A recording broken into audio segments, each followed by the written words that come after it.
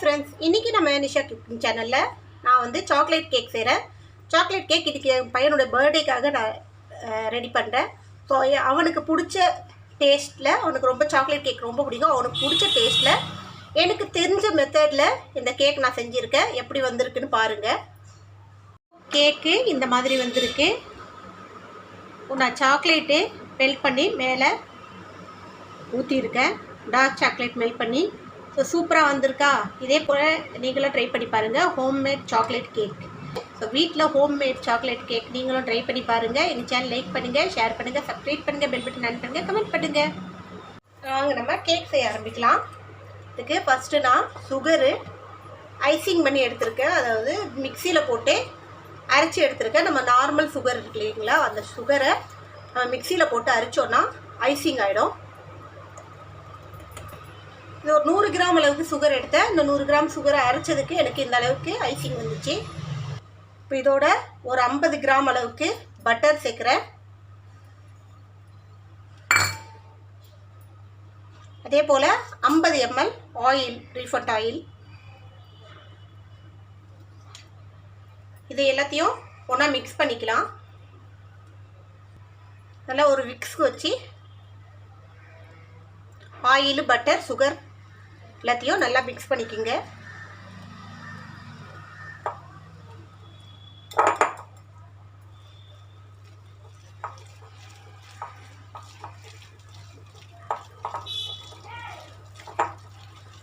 Chocolate cake என் பையனுக்கு ரொம்ப பிடிக்கும்.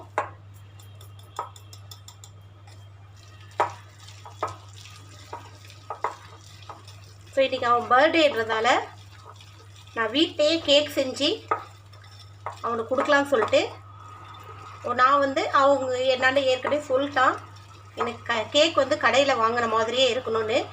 அதால் மைதா வச்சு தான் செய்ய போகிறேன். இதில் நான் கொஞ்சோண்டு தண்ணி மிக்ஸ் பண்ணிக்கிறேன். பால் கூட மிக்ஸ் பண்ணிக்கலாம். நான் வந்து பால் பவுடரை யூஸ் பண்ணுறதால தண்ணி மிக்ஸ் பண்ணி இதை கொஞ்சம் மிக்ஸ் பண்ணிக்கலான்னு.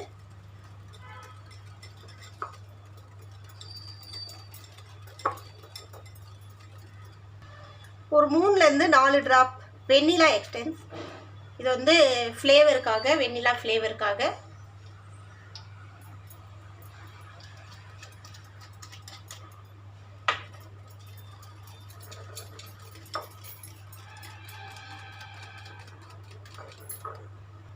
இதோட கொஞ்சோண்டு ஒரு 2 பிஞ்ச் அளவுக்கு சால்ட் போட்டுக்கிறேன்.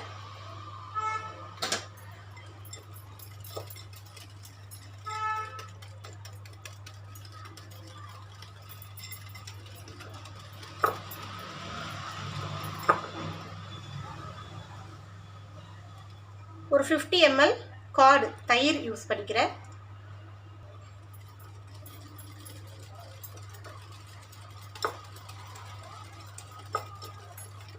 நல்லா ஸ்மூத்தாக வரும். தயிர், எண்ணெய், பட்டர்லாம் சேர்த்து நல்லா ஒரு ஸ்மூத்தான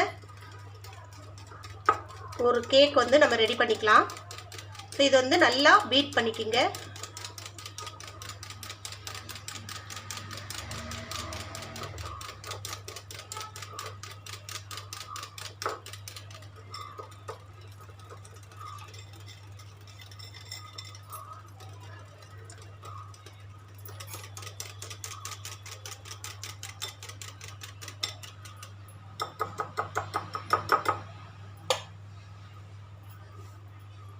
இப்போ இதில் ஒரு 2 முட்டை உடைச்சி ஊற்றிக்கிறேன். ஸோ உங்களுக்கு முட்டை விருப்பம் இல்லைன்னா நீங்கள் அதுக்கு பதிலாக தயிர் இன்னும் கொஞ்சம் எக்ஸ்ட்ரா எடுத்துக்கலாம். முட்டை ஊற்றும் போது கொஞ்சம் நல்லா கேக் சாஃப்டாக வரும்.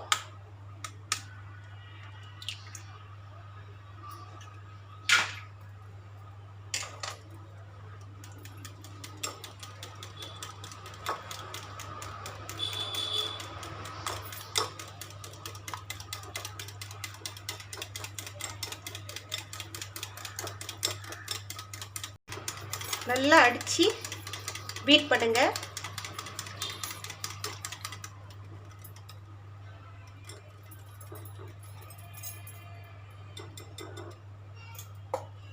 இப்போ இதில் பவுடர் ஐட்டெல்லாம் போட்டுக்கலாம். ஒரு ஸ்டீமர் எடுத்து அதில் மைதா ஒரு கப் அளவுக்கு எடுத்திருக்கேன். இது கிட்டத்தட்ட 150 கிராம் இருக்கும். இதோட ஒரு 2 டேபிள் ஸ்பூன் அளவுக்கு கொக்கோ பவுட்ரு,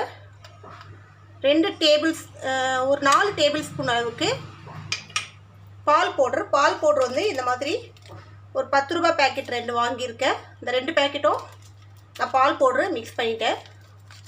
ஸோ பாலுக்கு பதிலாக நீங்கள் பால் பவுட்ரை கொஞ்சம் எக்ஸ்ட்ரா போட்டிங்கன்னா டேஸ்ட் நல்லாயிருக்கும்.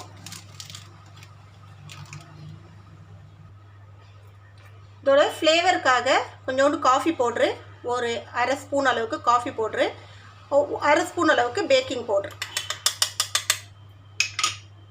பேக்கிங் சோடா ஒரு 1/4 ஸ்பூன் அளவுக்கு. இப்போ இது எல்லாத்தையும் நம்ம இந்த பவுலில் ஸ்டிம் பண்ணிக்கலாம்.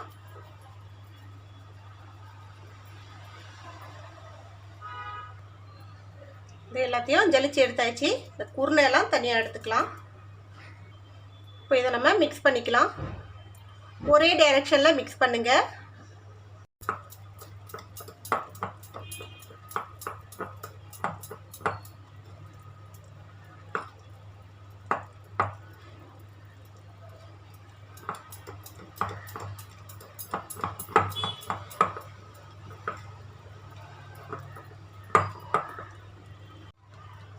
இதை அப்படியே ஒரே டேராக ஸ்மூத்தாக மிக்ஸ் பண்ணுங்கள். ரொம்ப அடித்து மிக்ஸ் பண்ணக்கூடாது, நல்லா ஸ்மூத்தாக மிக்ஸ் பண்ணணும். அதே போல் ஒரே டைரெக்ஷனில் மிக்ஸ் பண்ணணும். அப்போ தான் அது வந்து நல்லா ஸ்மூத் ஆகும். ஸோ நல்லா ஸ்மூத் ஆகிடுச்சா?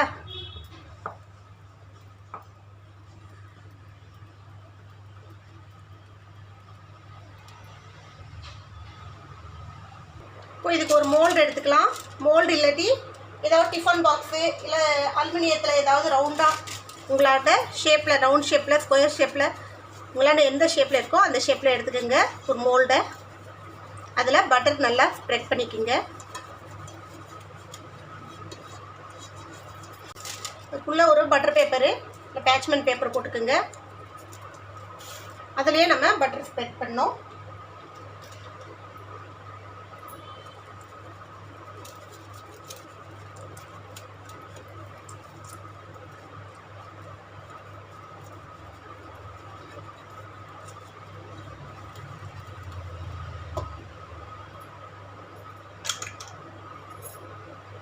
இப்போ இந்த கேக் மிக்ஸிங்கை இதில் போட்டுக்கலாம்.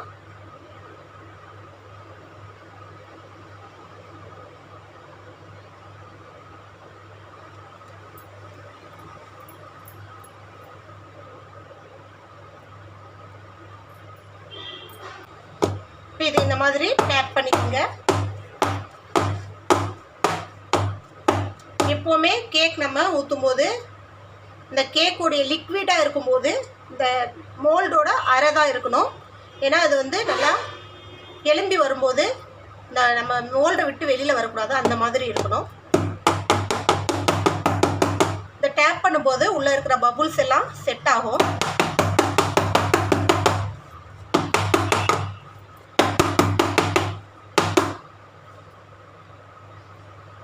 இதுக்கு மேலே ஒரு ஃபாயில் கவர் போட்டு க்ளோஸ் பண்ணிக்கோங்க. ஃபாயில் கவர் இல்லைன்னா ஏதாவது மூடி போட்டு கூட க்ளோஸ் பண்ணிக்கலாம்.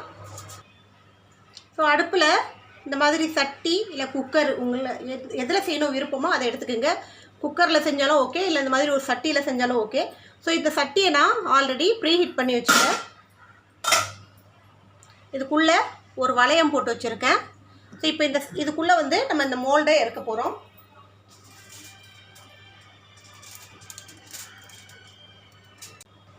உள்ள மோல்டை இறக்கி வச்சு இப்போ இதை வந்து நம்ம மேலேருந்து க்ளோஸ் பண்ணிவிட்டு ஒரு 40 to 45 மினிட்ஸ் இது வந்து பேக் ஆகணும். மீடியம் ஃப்ளேமில், ரொம்ப ஹை ஃப்ளேம் வச்சிடாதீங்க.